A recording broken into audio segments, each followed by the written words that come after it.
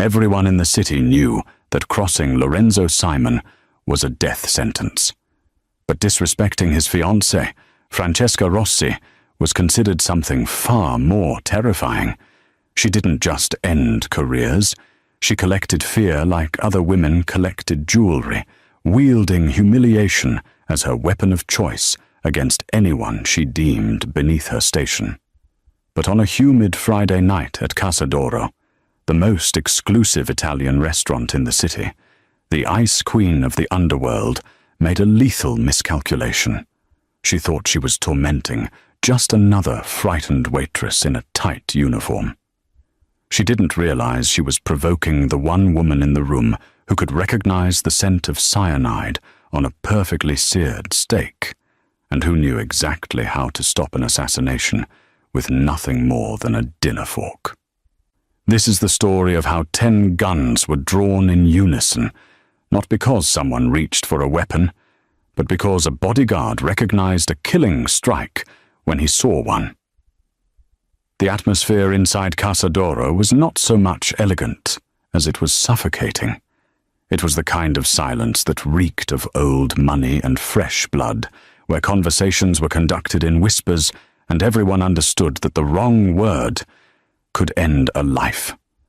The walls were adorned with Renaissance replicas, the chandeliers dripped Murano glass, and the air carried the aroma of truffle risotto mixed with underlying dread. Valentina Bruno adjusted the black bow tie at her collar, her eyes making their routine sweep of the dining floor. She had been working at Casa d'Oro for 3 months. To the management, she was their most reliable server, punctual, professional, and mysteriously fluent in 5 languages. To the patrons, she was invisible, just another pair of hands delivering plates and refilling wine glasses. That was exactly how Valentina needed it. "Table 7, hissed Marcus, the floor manager, a thin man who perpetually looked like he was one mistake away from a heart attack. "It's the Simon reservation." Valentina felt the shift in energy ripple through the entire wait staff. The Simon reservation meant Lorenzo Simon, the man who controlled every criminal enterprise from the harbor to the hills, and Francesca Rossi, the woman he would marry in what everyone understood was less a wedding and more a coronation of terror. "I'll take it," Valentina said quietly. Marcus's eyes went wide with something between concern and relief. "Are you certain?" Francesca sent the last girl home in tears. Made her stand there while she criticized her posture for 15 minutes before demanding she be fired for visual pollution. "I'm certain," Valentina replied, her face an unreadable canvas. "I've handled difficult tables before." She moved toward table 7, the corner booth that was simultaneously the most private and most visible position in the restaurant, the location where power wanted to be seen but not heard. The entourage arrived like a storm front, 6 men in tailored suits that couldn't quite conceal the weapons beneath, moving in practiced formation. Lorenzo Simon took his seat first. He was all controlled violence and calculated stillness, a man who wore a 3-piece suit like armor and surveyed the room the way generals surveyed battlefields. He didn't reach for the menu. His attention stayed on the entrance, on the angles, on potential threats. Then Francesca Rossi glided in beside him. She was breathtaking in the way that venomous things often are. Porcelain skin, raven hair swept into an immaculate chignon, and lips painted the precise shade of arterial blood. She wore a crimson dress that probably cost more than Valentina's entire year of rent, and she moved through space as if the world existed solely to frame her beauty. Her designer clutch hit the white tablecloth with deliberate force, causing the silverware to shiver. "This temperature is unbearable," Francesca announced, her voice pitched to carry just far enough to make neighboring tables uncomfortable. "Marcus, am I expected to dine in what feels like a meat locker?" Valentina stepped forward before Marcus could spiral into apologies. "Good evening, Mr. Simon, Miss Rossi. Welcome to Casadoro. The temperature is set to our standard climate for optimal food preservation, but I would be happy to request an adjustment to your personal comfort. Francesca's head snapped up, dark eyes narrowing as she conducted a slow, predatory assessment. She was searching for weakness, a nervous twitch, a coffee stain, a tremor in the hands. Finding none, her mouth curved into something that might have been a smile on someone with a soul. "I don't want adjustments," Francesca said, her voice dropping to a dangerous purr. "I want competence. Bring me still water, San Pellegrino, in a glass with exactly 3 ice cubes. And if I taste even a hint of tap water, I'll make sure you never work in this city again." Lorenzo didn't speak.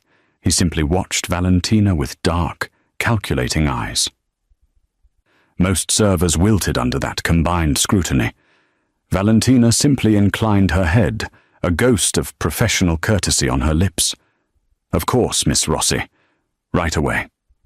As Valentina turned toward the bar, she heard Francesca's crystalline laugh pierce the careful quiet. "Where do they find these people, Lorenzo? She has the dead eyes of a department store mannequin." Valentina's expression didn't change, but her mind was already working several moves ahead. She knew who Francesca Rossi claimed to be, the daughter of the Rossi wine empire, educated in Switzerland, a woman of impeccable breeding who had somehow captured the city's most dangerous man. But Valentina also knew what others didn't. She had a gift for details, for the small inconsistencies that money couldn't quite erase. The faint scar on Francesca's right hand that matched a specific combat training injury, the way she held her fork with her left hand, despite claiming to be right-dominant in every society photo, the micro-expression that flickered across her face whenever Lorenzo mentioned his business rivals. Not concern, but calculation. Tonight wasn't just about serving dinner. Tonight was about watching, waiting, and survival. Because Valentina Bruno knew something that no one else in that room knew. She had seen Francesca Rossi's face before, 3 years ago, in a classified briefing about a covert assassination network known only as the Black Widows. And if Francesca recognized her in return, neither of them would leave Casadoro alive. Before we begin, kindly subscribe and tell me where you are watching from. I'll be in the comments responding to everyone. The steak arrived on a hand-painted Limoges plate, the meat glistening under the chandelier light like a promise of violence. Francesca's manicured fingers reached for her knife, but then she paused, her crimson lips curling into something cruel. "You," she said, snapping her fingers at Valentina. "Come here." Valentina approached with measured steps, her face a mask of professional neutrality. "This steak looks overcooked," Francesca announced, though the ribeye was a perfect medium rare, blood pooling at its edges. "Actually, it smells rotten. Doesn't it smell rotten, Lorenzo?" Lorenzo said nothing, his dark eyes fixed on his fiancée, with an expression that could have been amusement or warning. "I think," Francesca continued, her voice rising just enough to draw attention from nearby tables, "that our waitress here should taste it first. You know, to ensure quality control." She pushed the plate forward. "Eat a piece. Now." The bodyguards shifted uncomfortably. This was theater, humiliation as performance art. Valentina leaned forward slightly, and that's when she caught it. The faint, bitter scent beneath the char and rosemary. Almonds.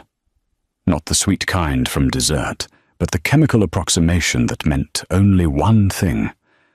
Cyanide. Her mind calculated in milliseconds. The poison was on Lorenzo's steak, not Francesca's identical plate, positioned 6 inches to the left. This wasn't bullying. This was an execution masked as dinner service. Francesca's hand moved toward the plates, ready to rotate them in the practiced motion of sharing food between couples. The gesture that would seal Lorenzo's fate. Valentina moved. Her right hand shot forward, the silver fork gripped in a reverse tactical hold. The tines came down with surgical precision, pinning Francesca's wrist to the white tablecloth with enough force to draw a single drop of blood, but not enough to puncture through. The specific angle, the speed, the follow-through. It was a combat technique called the Scorpion Strike, designed to immobilize without killing. It was also a maneuver known only to a very specific subset of trained killers. The response was instantaneous. 10 guns cleared leather in perfect synchronization, the metallic chorus of sliding steel filling the pressurized silence. Lorenzo's bodyguards had their weapons trained on Valentina before Francesca's scream even left her throat. But they weren't moving closer. They were frozen, recognition flickering across their professionally blank faces. Lorenzo raised one hand slightly, a gesture that said, "Wait." His eyes moved from the fork, pinning his fiancée's wrist to Valentina's face, reading the absence of fear, the controlled breathing, the stance of someone ready for the bullets that might come. "Explain," he said quietly. Not a question, a command. "The steak is poisoned," Valentina said, her voice steady despite the 10 barrels pointed at her skull. "Cyanide compound, likely potassium or sodium variant. You can smell the almonds beneath the seasoning if you know what to look for." "You lying bitch!" Francesca shrieked, trying to pull her wrist free and failing. "She's insane! Lorenzo, she attacked me!" "Then eat it," Valentina said calmly, her eyes never leaving Lorenzo's. "If I'm wrong, I'll resign and you can have me arrested. But if I'm right, your fiancé just tried to murder you." Francesca's face went pale beneath her makeup. "I'm not eating anything this psychopath touched." "You weren't going to eat it anyway," Valentina continued, nodding toward Francesca's plate. "That one's clean. You were going to rotate the plates. It's what couples do, sharing food. Except you would have made sure he got the poisoned portion." Lorenzo's expression didn't change, but something shifted behind his eyes. He reached for the plate, and 4 bodyguards simultaneously said, "Boss, don't." Instead, Lorenzo gestured toward the small white dog in a designer carrier at Francesca's feet, a Maltese that went everywhere with her, a living accessory. "Your dog," Lorenzo said softly. "Feed it to Snowball." "What?" "No." "I'm not." "Now." The word carried the weight of absolute authority.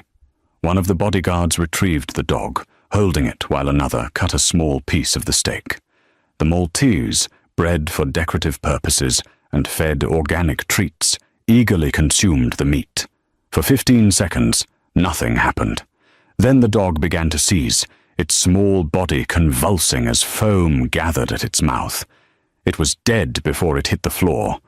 Francesca lunged, but Valentina's fork held firm. Lorenzo stood slowly, his face carved from ice. "Take her to the wine cellar," he said. Then his eyes found Valentina's. "You, stay." The guns finally lowered. Francesca's screams echoed through Casa d'Oro as 2 bodyguards hauled her toward the kitchen, her designer heels scraping against the marble floor. "You're dead! Do you hear me? You're fucking dead, Lorenzo! She's lying! This is a setup! I'll destroy you, you little—" The heavy door to the wine cellar slammed shut, muffling her threats into distant, impotent noise. The restaurant had erupted into chaos the moment the dog hit the floor. Patrons fled without paying, leaving half-eaten meals and designer coats draped over chairs. Marcus was somewhere in the back, probably hyperventilating into a paper bag. Within 3 minutes, Casa d'Oro was empty, except for Lorenzo's men, who positioned themselves at every exit with the efficiency of a military operation. Lorenzo hadn't moved from his seat. He simply gestured to the chair across from him, the one Francesca had occupied minutes before. Sit. Valentina's hand still gripped the fork, now stained with a single drop of blood. She released it carefully, letting it clatter onto the plate, and lowered herself into the chair.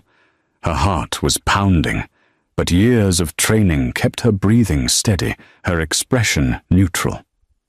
Lorenzo poured 2 glasses of wine from the bottle that had already been opened and tested. He slid one toward her. Drink, you've earned it. She didn't touch the glass. Smart, Lorenzo said, a ghost of amusement flickering across his face.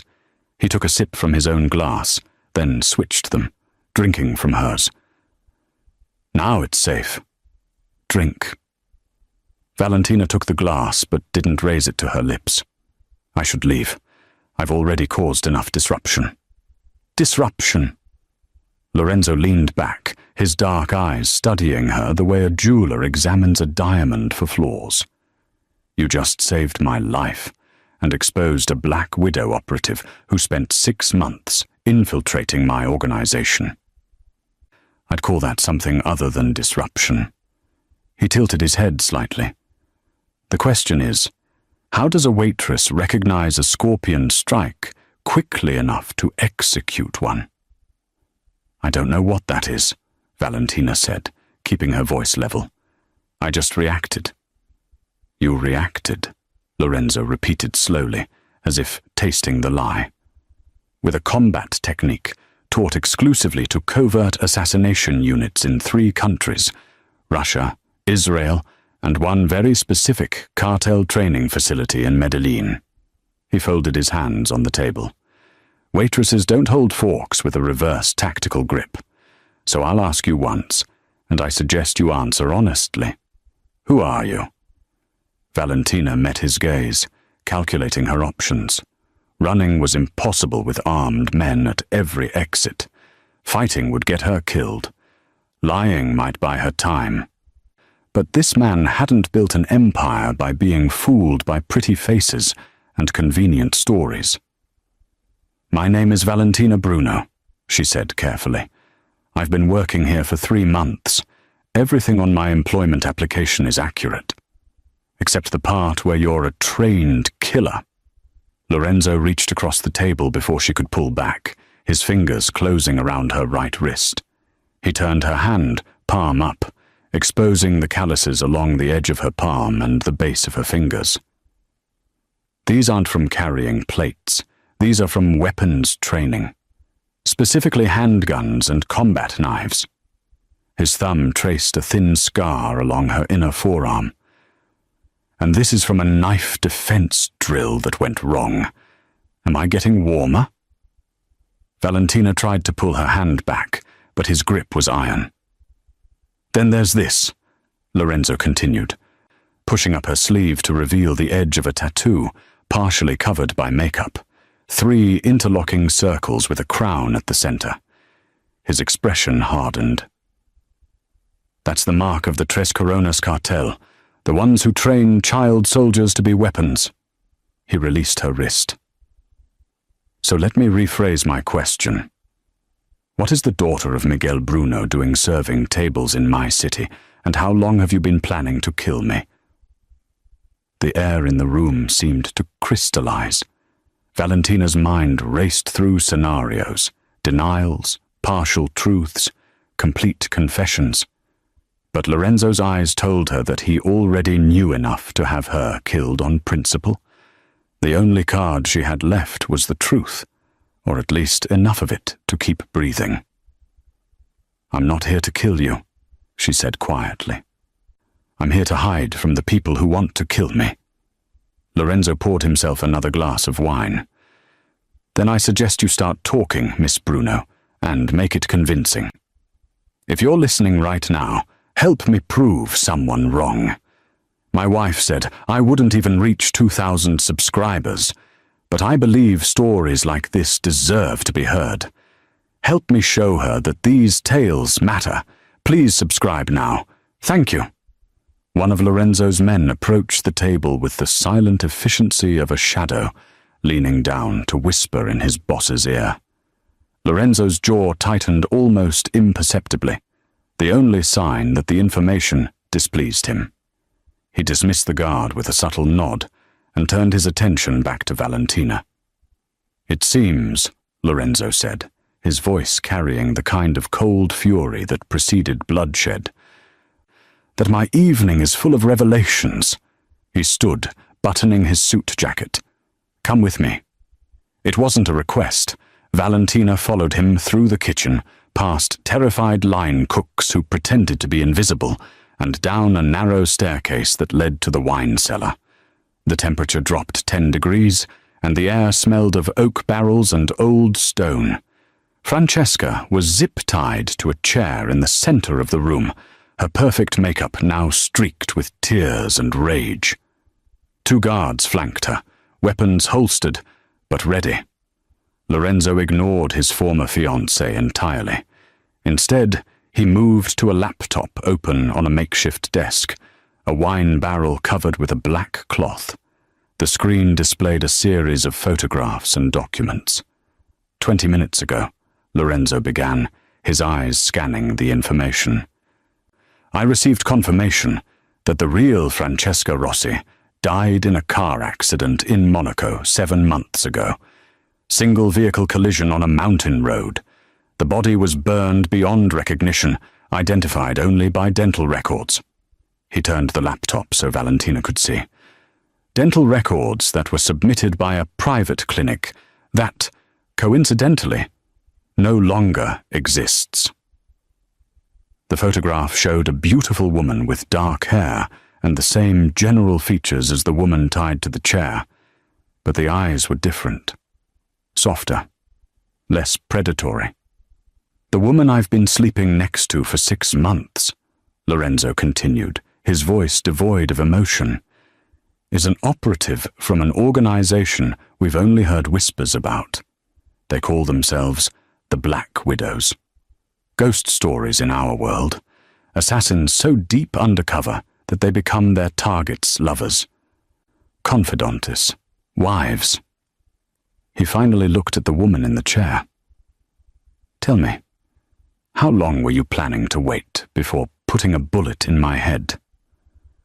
Or were you going to wait until after the wedding? Make it look like a grieving widow's suicide pact?" Francesca, or whoever she really was, smiled through blooded lips. "You were already dead, Lorenzo. You just didn't know it yet."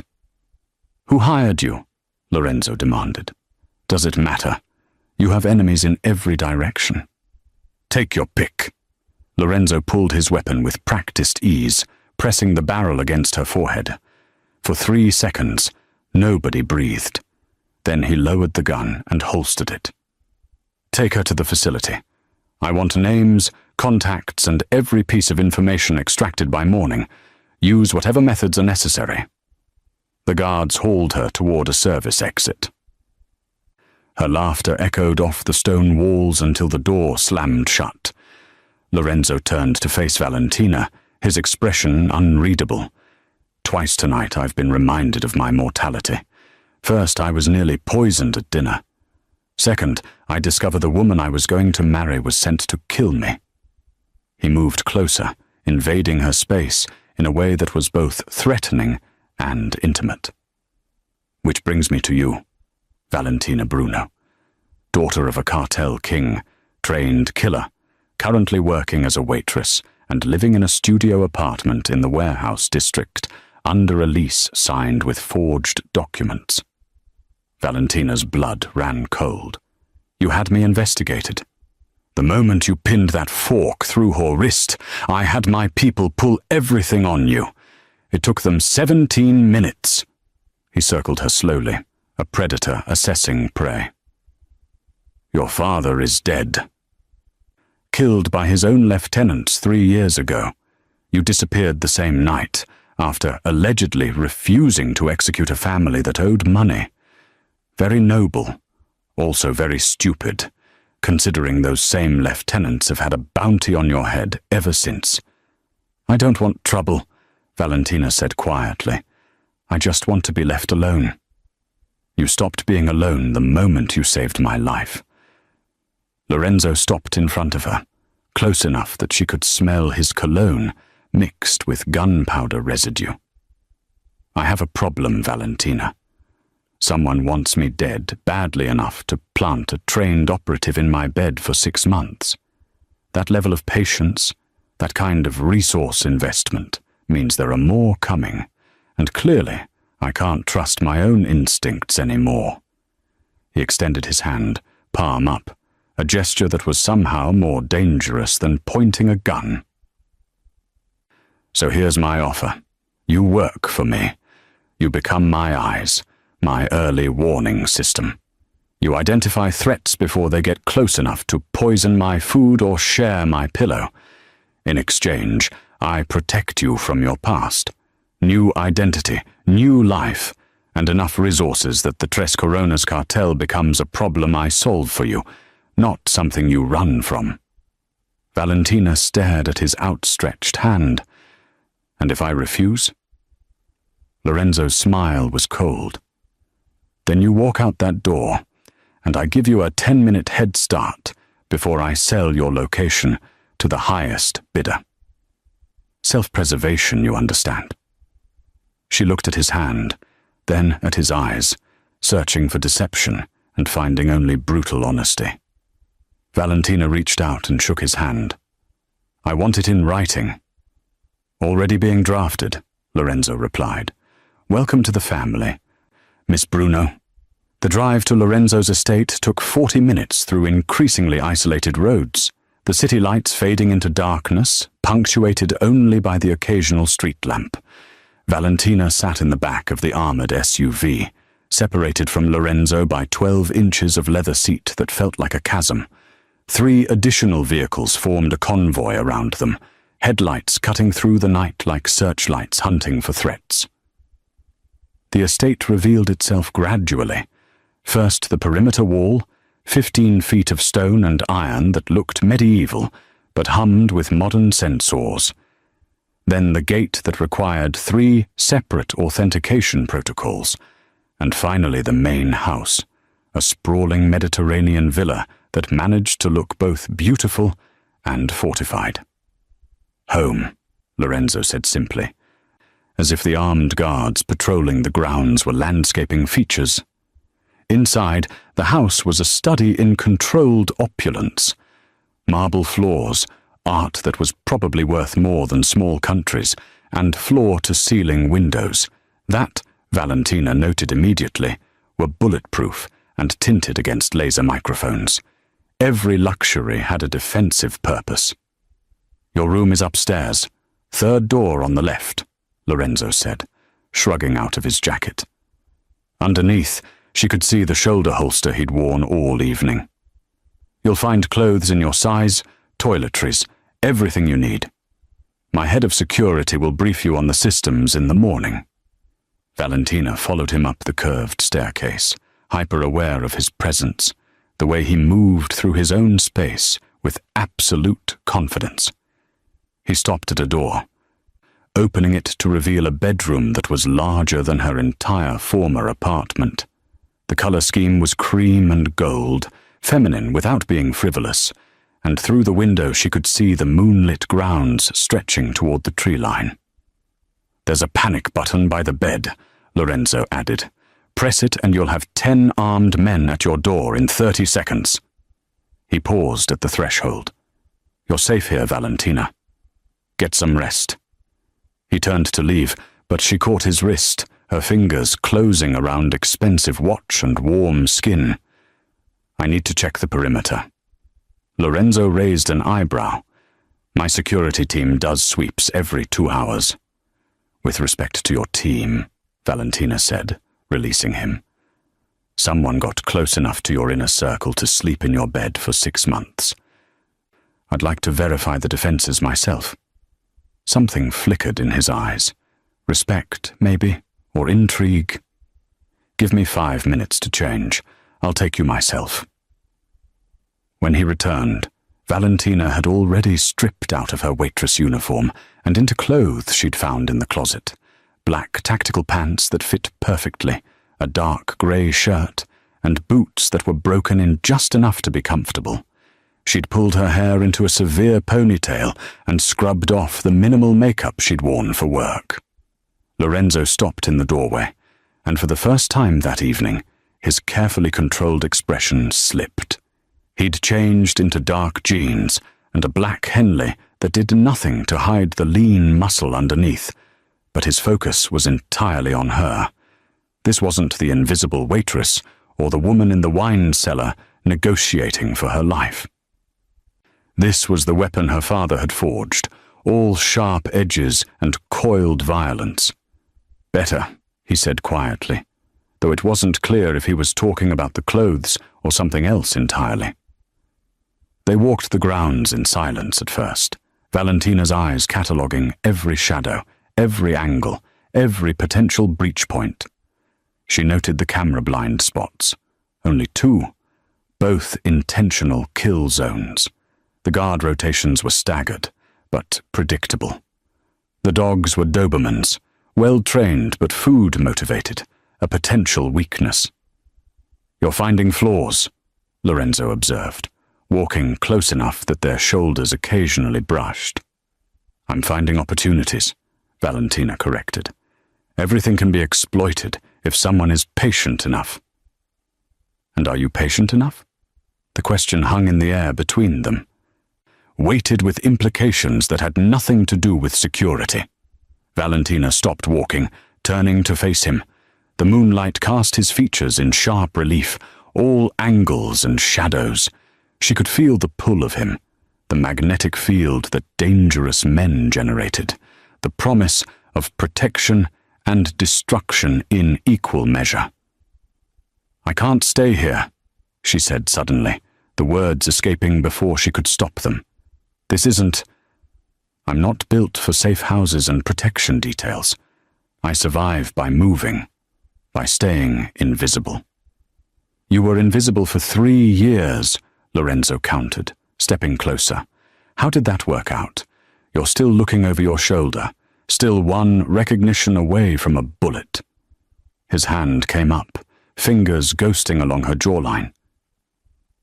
"Or you could stop running and start fighting from a position of strength." Every instinct Valentina had screamed at her to pull away, to run, to disappear into the night the way she'd done 100 times before. But a different voice, quieter but insistent, whispered that she was tired. Tired of hiding. Tired of being alone. Tired of being nothing but a ghost haunting the margins of her own life. "I don't know how to do this," she admitted. Lorenzo's thumb traced her lower lip. "Then learn." The air between them crackled with electricity, and Valentina realized with sudden clarity that the most dangerous thing in this estate wasn't the armed guards, or the security systems, or even the enemies plotting beyond the walls. It was the man standing inches away, offering her everything she'd convinced herself she could never have. The attack came 3 days later, on a Tuesday morning that had started unremarkably with coffee and intelligence briefings.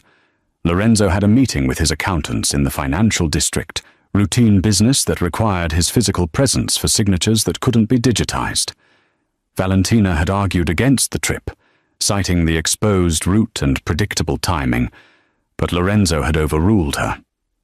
"We can't let them turn us into prisoners," he'd said, straightening his tie in the mirror. "Fear is a currency I refuse to spend." Now, as the convoy moved through the industrial district, where warehouses gave way to shipping containers stacked like steel dominoes, Valentina was regretting that she hadn't argued harder. She sat in the back seat beside Lorenzo, her eyes constantly scanning the environment. The lead vehicle was 50 yards ahead, the follow car matching their distance behind. Standard protective formation, textbook execution, which was exactly what made her nervous. Predictability was death.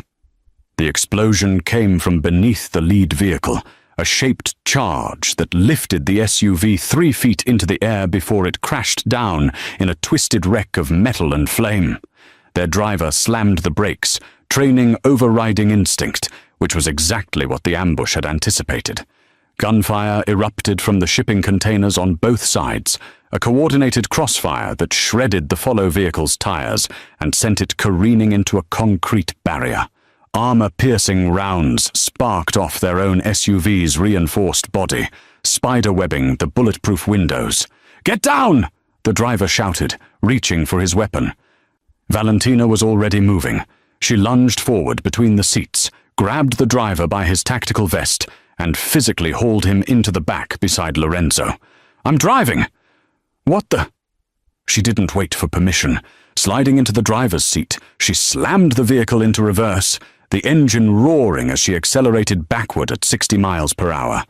The shooters adjusted their aim, but they'd positioned themselves for a static target, not a vehicle moving in retreat at highway speeds. "Seat belts!" Valentina snapped, her eyes flicking between the rearview mirror and the side mirrors, processing angles and obstacles with the calculating precision of a machine. A panel van screeched out from behind a container, trying to block their escape route. Valentina spun the wheel hard, executing a reverse J-turn that pivoted them 180 degrees. The tires screamed, physics and momentum fighting each other, until she punched the accelerator and rocketed forward, clipping the van's front quarter panel and sending it spinning. "Left side!" Lorenzo called out, and she saw the motorcycle emerging from cover, the rider raising an automatic weapon. Valentina jerked the wheel right, then immediately left, the SUV's weight and momentum turning it into a 3-ton weapon. The motorcycle tried to compensate, but misjudged the timing. The SUV's armored bumper caught the bike's rear wheel, sending rider and machine tumbling across the asphalt in a spray of sparks and screaming metal.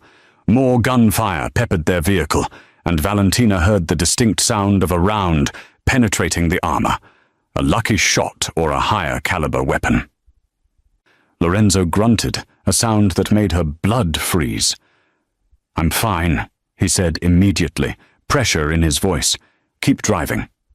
She pushed the SUV to its limits, weaving through the industrial maze with the kind of aggressive precision that only came from training in places where mistakes meant death. Behind them, the sounds of pursuit faded as they put distance between themselves and the kill zone. Valentina didn't slow down until they'd reached the financial district, where witnesses and cameras made further attacks unlikely. She pulled into the underground garage of a building Lorenzo owned, the heavy security gate closing behind them like a steel curtain.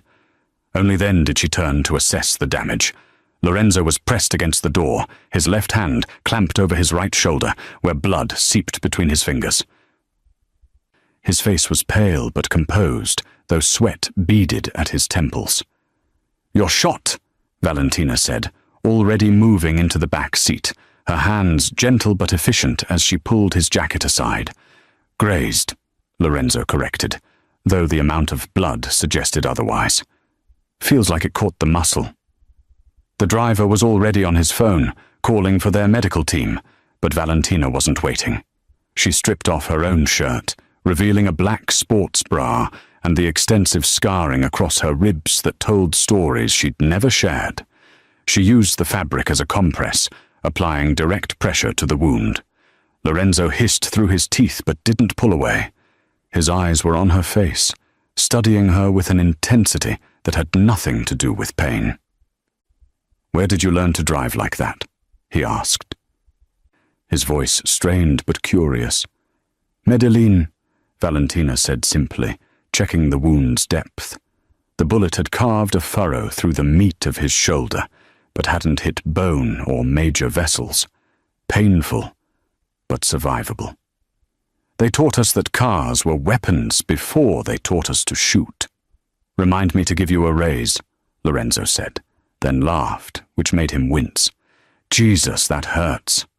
"Don't talk," Valentina ordered, her fingers steady, despite the adrenaline still coursing through her system. "And don't you dare pass out on me." His hand came up, covering hers where it pressed against his shoulder, blood making their skin slick. "Wouldn't dream of it." The interrogation of the captured assassin from the convoy attack had yielded exactly one useful piece of information before he'd bitten down on the cyanide capsule embedded in his molar. A name. Konstantin Volkov.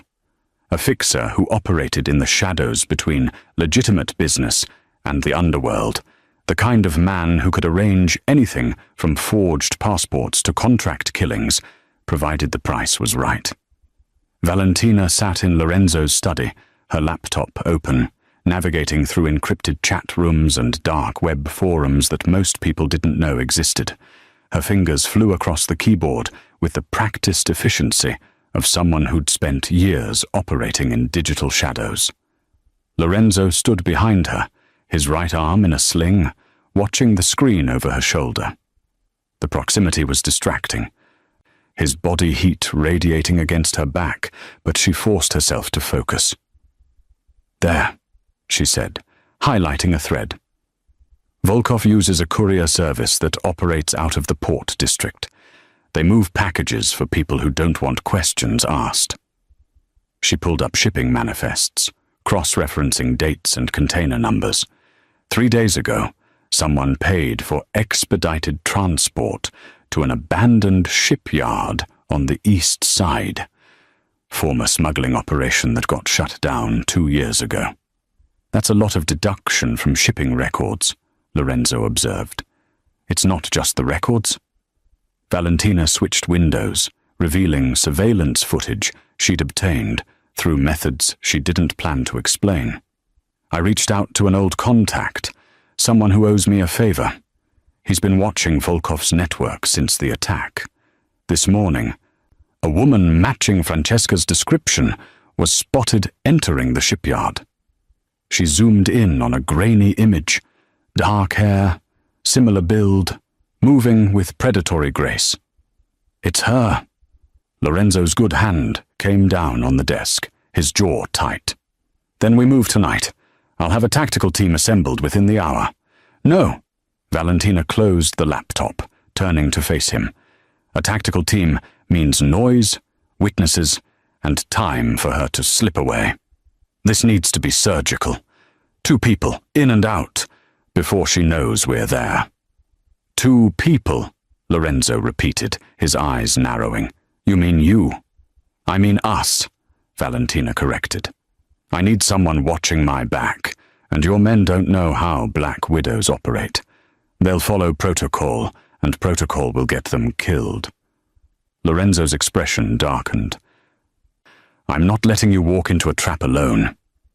"You have a bullet wound that's 4 days old," Valentina pointed out, gesturing to his sling. "You're a liability." "The bullet grazed me," Lorenzo said, his voice dropping to something dangerous. "And I've fought with worse. You're not going without me, Valentina. That's not negotiable." They stared at each other, 2 immovable forces locked in a silent battle of wills. Finally, Valentina stood, closing the distance between them until they were inches apart. "If you come," she said quietly, "you follow my lead. No ego, no heroics, no making decisions based on emotion. Francesca got into your head once already.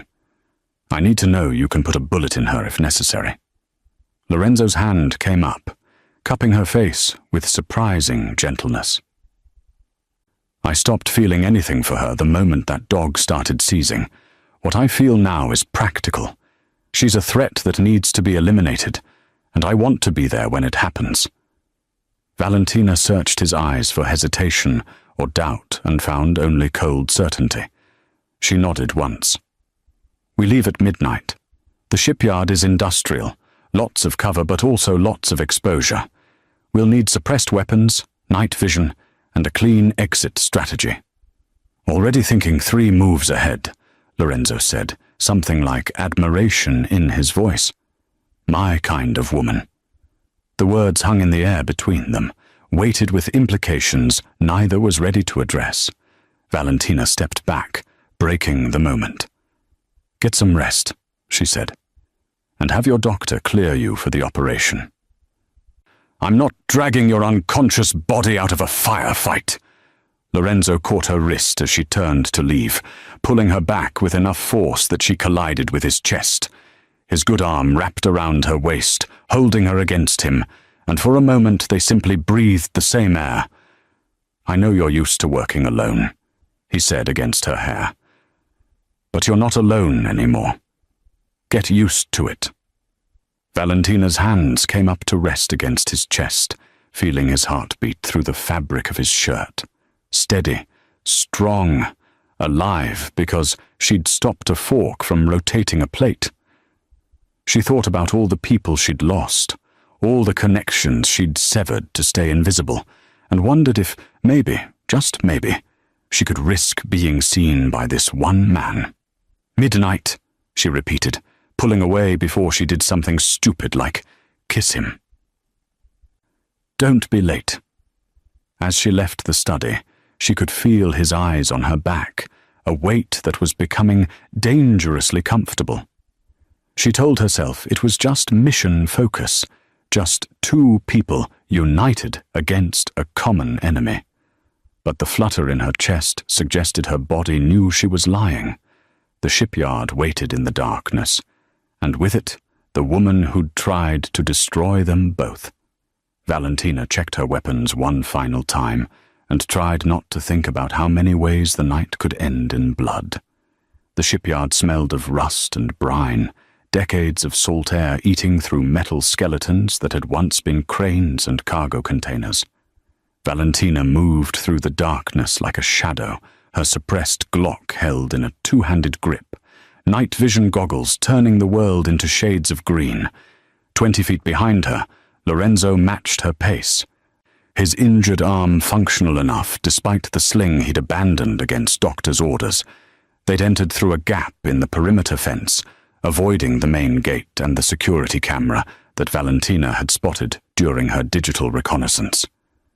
The warehouse where Francesca had been sighted sat at the center of the yard, a 3-story structure with broken windows and graffiti-covered walls. Valentina raised a fist, signaling a stop. Something felt wrong. The shipyard was too quiet, the kind of silence that came not from emptiness, but from predators holding their breath. She scanned the catwalks, the container stacks, the shadowed recesses between buildings. Nothing moved. No heat signatures, no ambient sound. That's when she knew. "It's a trap," she whispered into her comms, already moving backward toward Lorenzo. "We need to—" The first shot came from a shipping container to their left, the round sparking off the concrete 6 inches from Lorenzo's head. They dove for cover behind a rusted forklift as more gunfire erupted from elevated positions, at least 3 shooters, coordinated and disciplined. "Sniper positions," Lorenzo growled, his back pressed against the forklift. "They knew we were coming." Valentina's mind raced, calculating angles and odds. The shooters had them in a kill box, covering every approach to the exit they'd used. The warehouse behind them was probably full of additional hostiles. They were pinned, outgunned, and exactly where Francesca wanted them. "The crane," Valentina said suddenly, pointing to a collapsed gantry crane 30 yards to their right. Beneath it was a maintenance shed, and beyond that, stacks of industrial equipment covered by weathered tarps. "We need to reach that position." "That's 40 yards of open ground," Lorenzo pointed out, as another round sparked off their cover. "I know." Valentina pulled a flashbang from her tactical vest. "On my mark, you run. I'll suppress." She didn't wait for agreement. Pulling the pin, she hurled the flashbang toward the nearest sniper position and immediately opened fire, her suppressed weapon spitting rounds in controlled bursts. Lorenzo broke from cover, sprinting in a serpentine pattern as bullets chewed up the ground behind him. Valentina followed, emptying her magazine to keep the shooters' heads down. They slid behind the crane's fallen structure as rounds pinged off metal, both breathing hard. "Now what?" Lorenzo demanded, checking his own weapon. Valentina's eyes were already scanning their new position, cataloging resources. The maintenance shed's door hung open, revealing shelves of equipment, acetylene tanks, welding supplies, industrial chemicals in corroded containers. An idea formed, reckless and dangerous, but possibly their only chance. "Cover me," she said, darting into the shed. She worked fast, years of improvised weapons training guiding her hands. Acetylene tank. Check. Magnesium strips from a welding kit. Check. Fertilizer-based rust remover that was basically ammonium nitrate. Check. She grabbed duct tape and zip ties, assembling components with the practiced efficiency of a bomb maker. Lorenzo appeared in the doorway. "Valentina, what are you—" "Shaped charge," she said, not looking up. "Amateur hour version. But it'll work." She attached a simple radio trigger, scavenged from a broken walkie-talkie. "We're going to give them something bigger to worry about than us." She hefted the crude device, maybe 20 pounds of improvised explosive wrapped around the gas cylinder. "That container they're shooting from? If I can get this close enough, the overpressure will either kill them or convince them that staying in position is a bad idea." "That's insane," Lorenzo said. "You have a better idea?" Valentina checked the trigger's connection. "We can't shoot our way out, and we can't wait for reinforcements, so we change the game." Lorenzo studied her for a moment, then nodded. "Tell me what you need." "Distraction. Something that pulls their attention for 10 seconds. She pointed to a stack of paint cans. "Think you can make some noise?" Lorenzo's smile was wolfish. "I'm a mobster. Making noise is in the job description."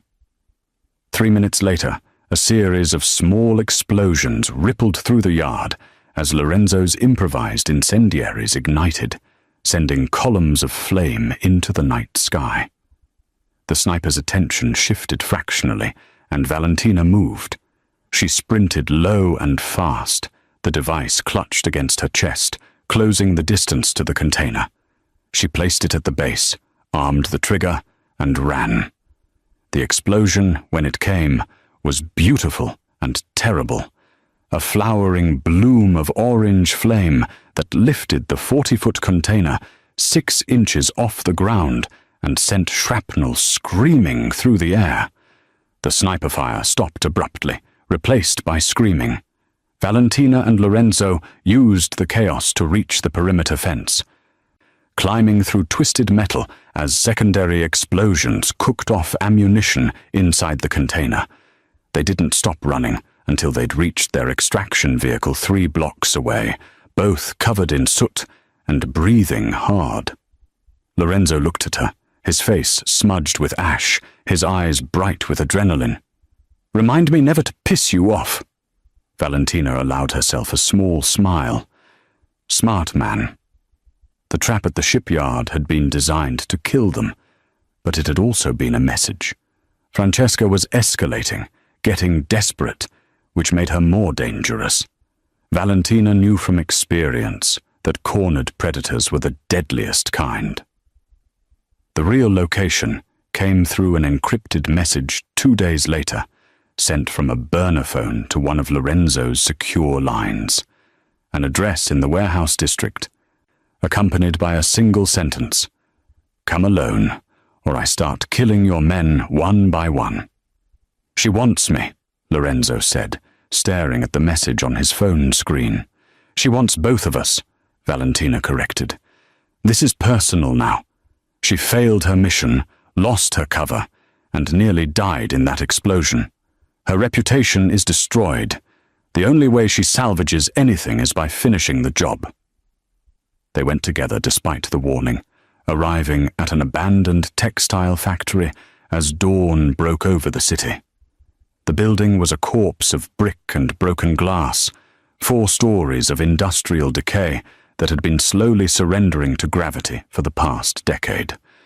Francesca was waiting on the top floor, standing in the center of a space where massive looms had once clattered. Morning light streamed through holes in the roof, illuminating her like a spotlight on a stage. She'd abandoned her designer wardrobe for black tactical gear, her hair pulled back in a severe ponytail that revealed the predator she'd always been beneath the socialite's mask. "I was beginning to think you wouldn't come," Francesca said, her voice echoing in the empty space. She held no weapon Valentina could see, which made her more dangerous, not less. "Or that you'd bring an army. But no, just you two. How romantic." Lorenzo started forward, but Valentina caught his arm. She could read the setup, the clear circle of space around Francesca, the lack of cover, the sight lines from hidden positions. This was an arena, and Francesca wanted an audience. "How many shooters do you have positioned?" Valentina asked calmly. Francesca smiled. "None. This isn't an execution, Valentina. It's a reckoning. You and me, no weapons, no backup. When I kill you, I want Lorenzo to watch. I want him to see that the woman who saved his life was just another killer playing dress-up." "And if I win?" Valentina asked, already removing her weapon and setting it aside. "Then I suppose my employers will send someone else." Francesca shrugged. "But you won't win. I've seen your file, little cartel princess. You're good. But I've been doing this since before you learned to hold a knife. You're just a killer pretending to be a servant." Valentina stepped into the circle, rolling her shoulders to loosen them. She could feel Lorenzo's eyes on her back, his tension radiating across the distance between them. She thought about who she'd been, the weapon her father forged, the girl who'd learned to kill before she'd learned to love. She thought about who she'd tried to become, invisible, harmless, erased. And then she thought about who she was now, standing between a monster and the man she'd started to care for, despite every survival instinct screaming at her to run. "You're wrong," Valentina said quietly. "I was a killer pretending to be invisible. Now I serve justice." Francesca laughed, a sharp sound like breaking glass. "Justice? Is that what you tell yourself when—" Valentina moved. She closed the distance in 3 steps, her first strike a feint toward Francesca's center mass that drew the other woman's block high. Valentina pivoted, her elbow driving into Francesca's kidney with the full rotation of her hips behind it. Francesca grunted, spinning away, and they circled each other like wolves. "Fast," Francesca admitted, wiping blood from her lip. "But sloppy. Emotional." She attacked in a blur of movement, a combination of strikes that would have killed most opponents. But Valentina had been trained by men who believed hesitation was death, and she met violence with calculated brutality. She caught Francesca's kick, twisted, and used the momentum to throw the other woman into a support pillar. Francesca recovered instantly, launching herself forward with a flying knee that Valentina barely blocked. They grappled, 2 apex predators fighting for dominance in close quarters where technique mattered less than will. Francesca was strong, skilled, and utterly ruthless, but Valentina had something the Black Widow didn't. She had a reason to survive that went beyond completing a contract. Valentina broke the grapple with a headbutt that would have shattered a normal person's nose, then swept Francesca's legs. The Black Widow hit the concrete hard, and Valentina was on her instantly, knees pinning shoulders, hands closing around her throat. "You were sent to kill a man who didn't deserve it," Valentina said, her voice steady despite the blood running from her split lip. "You played with people's lives like they were toys. You murdered an innocent woman and wore her face." Francesca struggled, her face turning red, but Valentina's grip was iron. "I'm not pretending to be anything," Valentina continued. "I know exactly what I am. And right now, I'm the thing standing between you and him." She applied pressure until Francesca's eyes rolled back and her body went limp, unconscious, not dead, though the urge to finish it burned in Valentina's chest. She stood, breathing hard, and turned to Lorenzo. "Call your cleanup crew and find out who hired her. This doesn't end until we cut off the head." Lorenzo crossed the distance between them, his hands framing her face, checking her injuries with gentle fingers. "You could have killed her." "I know," Valentina said, "but I'm trying to be better than what I was." He kissed her then, fierce and claiming, tasting like blood and promises. When they broke apart, Francesca was being zip-tied by Lorenzo's men who'd been waiting outside. "Justice," Valentina had said. Maybe she could learn to believe it. The interrogation of Francesca took 72 hours and yielded the names of 3 rival families, 2 corrupt politicians, and 1 international crime syndicate that had pooled resources to eliminate Lorenzo Simon. Within a week, Lorenzo's retaliation was swift and absolute. The kind of message that echoed through the underworld like a gunshot in a cathedral. Cross him, and the consequences would be biblical. Valentina watched it unfold from the estate, coordinating intelligence and identifying targets with the cold efficiency of someone who understood that mercy in their world was just another word for weakness. But as Lorenzo's empire stabilized and the threat level decreased from critical to merely dangerous, she felt the familiar itch returning, the urge to disappear. She packed her bag on a Thursday morning while Lorenzo was in the city handling the legal aftermath, payoffs and paperwork that would ensure no investigations reached too close to the truth. She moved through the bedroom that had become hers, taking only what she'd brought, leaving behind the expensive clothes and the life she'd briefly imagined might be possible. Her hand was on the doorknob when Lorenzo's voice stopped her. "Going somewhere?" She turned to find him leaning against the doorframe, still in his suit from the morning meetings, his expression unreadable. The sling was gone, his shoulder healed enough for full mobility, and he looked every inch the dangerous man who'd just dismantled a conspiracy through strategic violence and political maneuvering. "My debt is paid," Valentina said quietly. "You're safe now. The threat is neutralized. Our agreement was protection in exchange for service, and I've fulfilled my end." Lorenzo pushed off the doorframe, moving into the room with predatory grace. "Our agreement was that you work for me. I don't recall putting an expiration date on that contract." "Lorenzo, you're running again," he interrupted, closing the distance between them. "That's what you do when things get complicated, when people get too close. You disappear and convince yourself it's survival." Valentina's jaw tightened. "It is survival. People around me die, Lorenzo. Everyone I've ever cared about ends up dead or worse. I won't do that to you." "You already saved my life twice," Lorenzo countered. "You've bled for me, killed for me, stood between me and an assassin when you could have just walked away. So forgive me if I don't buy the martyr routine." He reached into his jacket pocket and pulled out a folded document, extending it toward her. "I had my lawyers draw this up. A new contract, if you will. Legal, binding, and significantly more comprehensive than our previous arrangement."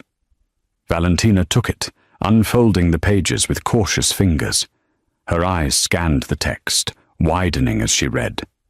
It wasn't an employment contract. It was a partnership agreement, full legal authority over half his legitimate businesses, her name on deeds and bank accounts, protections and provisions that went far beyond employee benefits. At the bottom, in a separate clause, were the words, "with option for permanent personal merger, pending mutual agreement." "Marriage," she said, her voice barely above a whisper. "You're asking me to marry you with a legal document?" "I'm a pragmatist," Lorenzo said, something almost vulnerable flickering in his dark eyes. "And I know you well enough to understand that pretty words and romantic gestures would just make you bolt faster. So I'm offering you what I know you understand: power, protection, partnership, an equal stake in everything I've built." He stepped closer, his hands coming up to frame her face. "You said you serve justice now. Serve it with me. Stop running from the life you deserve, because you're afraid of being happy." Valentina's hands trembled slightly, the document crinkling. "What if I'm not good at this? At being someone's partner, at staying in one place?" "Then we'll figure it out together," Lorenzo said simply. "That's what partners do." She looked at him, really looked at him, and saw not the mob boss or the dangerous man, but someone who'd seen every dark corner of her soul and chosen to stand beside her anyway. Someone who offered her not redemption, but acceptance. "I'll need a lawyer to review this," she said. A small smile tugging at her lips. Lorenzo's answering grin was triumphant. "I'd expect nothing less." 2 weeks later, they sat at table 7 in Casa d'Oro. The restaurant had reopened with enhanced security, and a new manager, after Marcus had retired to Florida, with a generous severance package. Valentina wore a black dress that probably cost more than 3 months of her former waitress salary, her hair loose around her shoulders, a diamond on her left hand that caught the light from the Murano chandelier. Lorenzo raised his wine glass across the table. "To new beginnings." Valentina touched her glass to his, the crystal singing. Around them, the restaurant hummed with the conversations of people who didn't know that the elegant couple in the corner booth had recently dismantled an international assassination plot with bullets and improvised explosives. A young waitress approached nervously, clearly new, and stumbled over her introduction. Valentina caught her eye and smiled, a genuine expression that transformed her face from beautiful to radiant. "Take your time," Valentina said kindly. "We're not in a hurry." The girl relaxed visibly and took their order with growing confidence. After she left, Lorenzo reached across the table, lacing his fingers through Valentina's. "How does it feel?" he asked. "Being on this side of the table?" Valentina looked around the restaurant, at the life she'd fought to protect, and the future she'd stopped running from. She thought about the fork that had changed everything, the violence that had revealed her truth, and the man who'd offered her not escape, but home. "Like I finally stopped pretending," she said. Lorenzo lifted her hand to his lips, pressing a kiss to her knuckles, to the calluses that told stories of survival, and the ring that promised tomorrow. "Good," he said, "because I have plans for us, partner, and they're going to require both of our particular skill sets." Valentina's smile turned dangerous, the weapon and the woman finding perfect balance. "I'm listening." Outside Casa d'Oro, the city continued its endless dance of light and shadow, but inside, at table 7, 2 people who'd learned to survive alone discovered something infinitely more powerful. They'd learned to survive together.